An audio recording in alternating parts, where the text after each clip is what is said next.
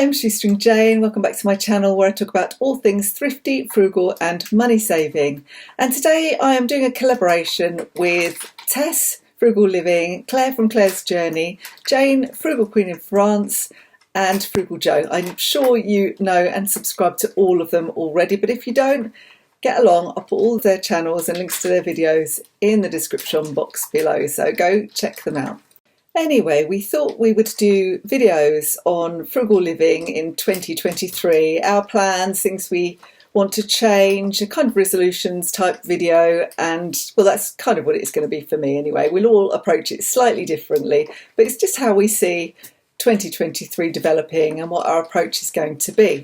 So I've written down some notes so I'll remember what I want to say. The first thing that I want to do is to track my spending religiously and to be better at it than I was last year. So I do kind of track it. I do write it in my budget book, but what I found is towards the end of last year, what I was doing was kind of collecting up loads of receipts, and then rather than doing it every 2 or 3 days as I had done previously, I was getting maybe a couple of weeks worth, which is no good when you're really tracking your spending and you want to see whether you're going over budget in certain areas, where you maybe have a little bit of excess, and just to help you kind of generally keep control of your money. So I budget, I have a budget book, but I don't fill in religiously the spending section. So I've been catching up on all of that over the last few weeks, and I'm absolutely determined to keep a closer eye on my spending during 2023. I mean, it's going to be a tight year for most of us, and that is the case for me. So, you know, nobody's giving me a wage increase. I'm self-employed, so if I don't tighten my belt, then, you know, I'm not going to have enough money to do the things I want to do. So I think it's really, really important that I do that. So that is going to be the first thing that it's kind of a resolution. It's something I should be doing already. The second one is a bit of more of a fun thing that I want to do in 2023. I wrote a piece recently about comping, starting competitions, doing competitions. And in the course of my research, I discovered quite a few people that really win a lot of things very regularly. One of them is an ex-work colleague of mine, Martin, and I've spoken to him about it several times before. Every now and then he'll send me a competition because he knows I like yoga, and if he finds a nice yoga holiday or something, he'll send it to me. But what he said to me before, what I know to be the case anyway, is that if you really want to win with competitions, you need to put in the effort and you need to do a lot of competitions. And there are real hobby compers who do every day. They'll enter several competitions every day. They'll enter hundreds of competitions over the course of a week. And that is what Martin said. If you're really prolific, you will win. It stands to reason, you just increase the odds. I also, during the course of my research, had a look at Super Lucky Di. I know Di, actually. I've met her several times. She's really lovely.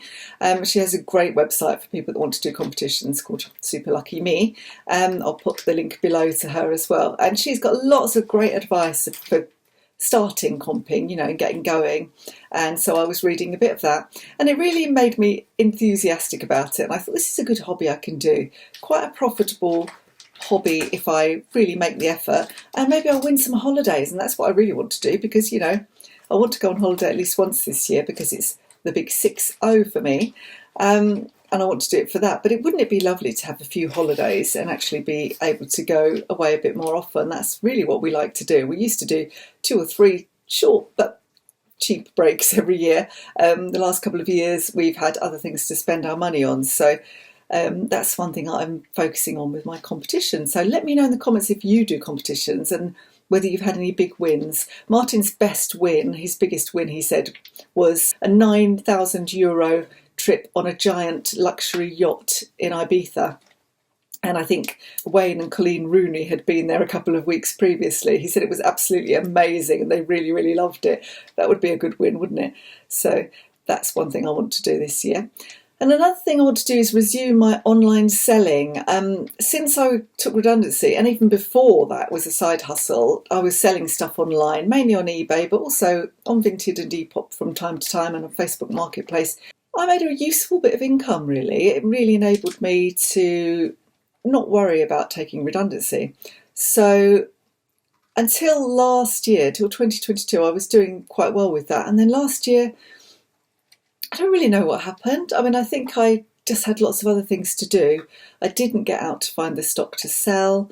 I didn't sit and list enough, and the less that I sold, the less I felt like listing, and vice versa. So I want to get back into it. I want to try and get rid of some of the stuff I've got that's been hanging around. So I'm going to plan to go through all my listings and sell stuff off really cheaply, and then start to get some really nice things to sell. So that is a resolution. I want to get up and going again. It is a useful extra bit of income, as I say, and if you are at home, maybe you've got kids or something, you want to make an extra bit of money, it's a good side hustle. So I would say to follow some of the eBay resellers that there are around. There are quite a lot of them. Nick and Andrea Hills are kind of the biggest ones probably, but there are lots of others, and they are quite inspiring, and they'll give you lots of help and advice if you don't know where to start. So that's something I want to do more of. The other thing I would like to do a little bit more of is freelance writing. I have 3 regular freelance writing jobs. I also write for myself on my blog Shoestring Cottage, and I'm going to start another book this year as well. I've written a book, Extreme Frugality. Let's just get it for you to show you. Give myself a little plug, Extreme Frugality, Save Money Like Your Grandma. I published that back end of last year, and I want to do another one. So I have been lucky in finding regular freelance work, which is good because you know what's going to come in, and you can kind of schedule your time a bit better. I think I could do with one more, so I'm going to try and find one more regular freelance writing gig this year, and just kind of bump that up a little bit. Another thing that I wanted to do this year, and I'm in the middle of, is a no-spend January. I didn't do it last year. We had lots of things going on, things that I needed to buy, so I wanted to get them in sales. This year, I want to rein my spending in as much as possible anyway, so a really good way to start is with a no-spend month. So that's what I'm doing. So I'm already doing that. It's fine. I'm trying to keep my grocery bill quite low as well, and I'm using up some of the stores. I've mentioned this in a previous video. Another thing that is important, it's really important to have an emergency fund. I still have a decent emergency fund, but I've dipped into it a couple of times. One of the things I dipped into it for just after Christmas, in the sales again, was an oven. The oven that was in this house when we bought it was very hit and miss. It had no controls. The numbers had all worn off, which meant it was a bit of a lottery. You're thinking, well, have I got this at 180 degrees centigrade? I don't know. I think it might be. I didn't know what setting I was on. I mean, how they ever cooked anything here before, I'm guessing they just didn't, or they never used the oven.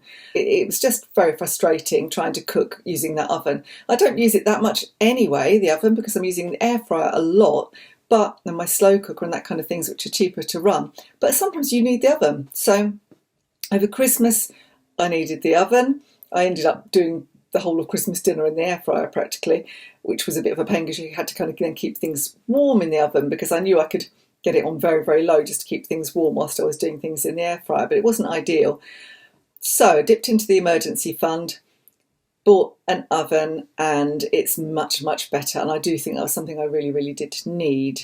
And I felt like that I could justify getting some money out of the emergency fund for that. But I want to build it up, and I want to build it up quite a lot this year, as much as I possibly can. I'd like to get another 1,000 in it if I possibly can. I think it's really important to have at least £1,000 in your emergency fund. If you possibly can, it does help you. It means you don't get into debt. You don't think, oh, I need an oven, I need to buy it on my credit card or whatever, if you haven't got the cash to pay for it. So it's really important to have an emergency fund, and I'm going to build ours up. So those are the main things that I want to change, and how I think frugal living is going to look in 2023. But there are other things I'll continue to do. So I'll continue to buy secondhand wherever possible. It wasn't possible to get my oven secondhand. I needed it fairly quickly, and I needed one that I knew was going to work. It would be a waste of time to pull out an old, barely working oven and put in a new to me, barely working oven. So that would have been a waste of time and effort. But generally speaking, I will continue to try and buy secondhand, and that's my default position.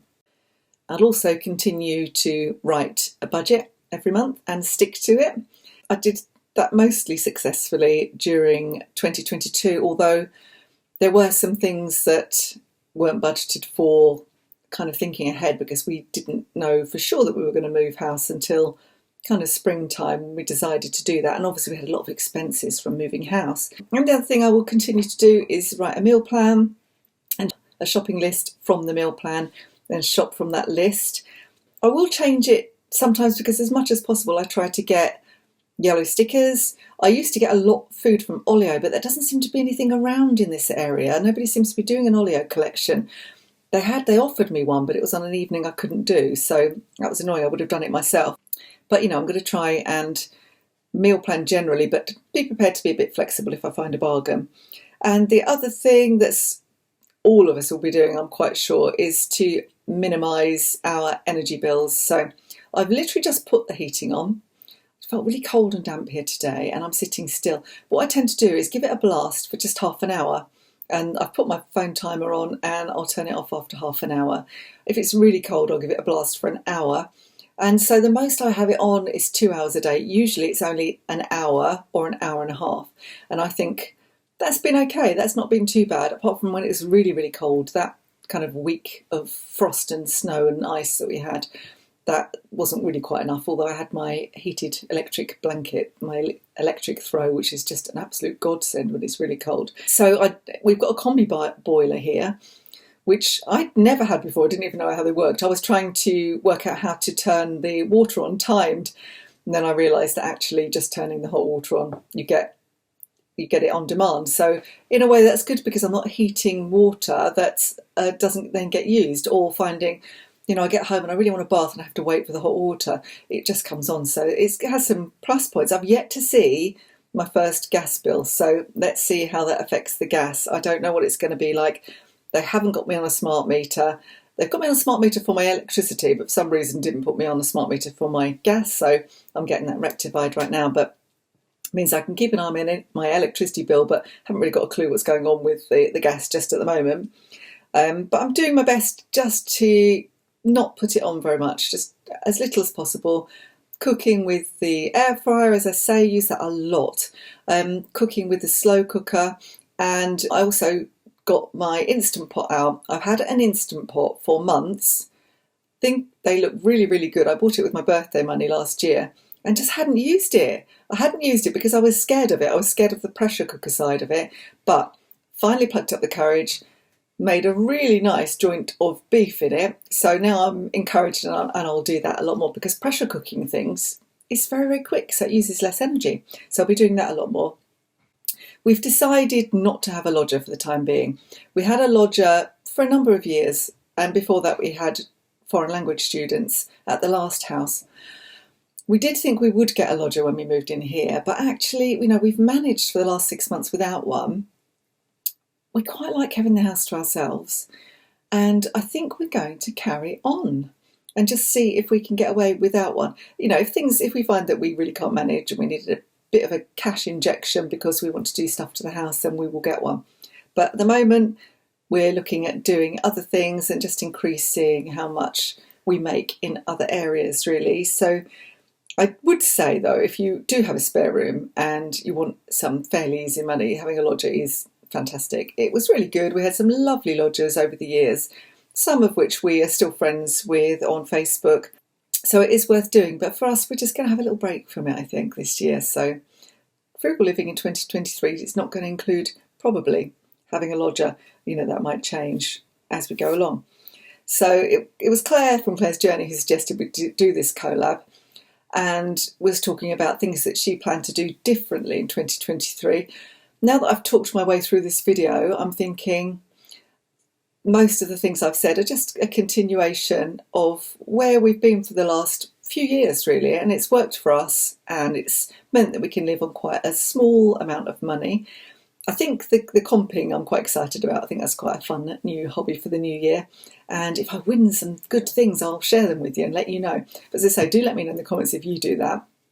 Let me know in the comments if you are going to make any changes this year to, how you run your personal finances, whether there are ways you think you could save money, whether there are things you think you need to save up for and things you need to spend on. Anyway, the dog is barking and being annoying because Justin is putting up a new gate which is created from nothing. I say from nothing. apparently it's a bit of an old bed. I didn't know that, bit of an old single bed. It was a gate that he just had hanging around, and the for sale sign that the estate agent left behind, he has used the post from that. That's frugal, isn't it? I'll show you that at the end of this video. Anyway, if you enjoyed this video, do give me the thumbs up. Don't forget to subscribe and check out my collaborators, and don't forget to subscribe to their channels too. Okay, I'll see you next time. Thank you for watching. Bye for now.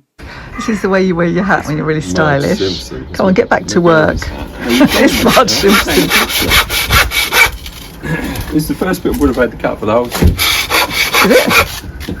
Let's have a look at them at the gate. Shows how good I am, isn't it? Justin's just thrown this gate together out of bits and pieces that he had, including our for sale board. This was your old bed as well that you wanted to use. Is it from a bit of a bed? That one we cut up. Oh, was it?